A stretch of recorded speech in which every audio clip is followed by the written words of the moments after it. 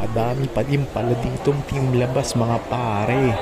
150 kasi yung entrance kaya siguro nanghihinayang sila. Eto, Luffy kaagad o yung luma. Meron na ako niya pati yung Sanji. Di ko lang binenta kasi ang gaganda nila kumpara sa mga bagong. Mag-iingat nga pala kayo dito kasi yung mga ibang tindero dito sabi MISB. Pero nung binigay naman sa akin, walang buff. Meaning, binuksan nila. Hindi pa rin sealed yun kasi binuksan. Huwag naman ganun para makabenta lang. Binili ko lang kasi dahil sobrang mura.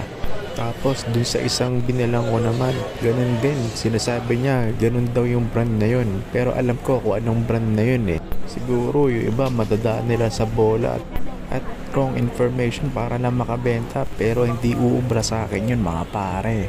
Kaya ingat kayo at ugaliin itanong kung orig ba o hindi para wala masama.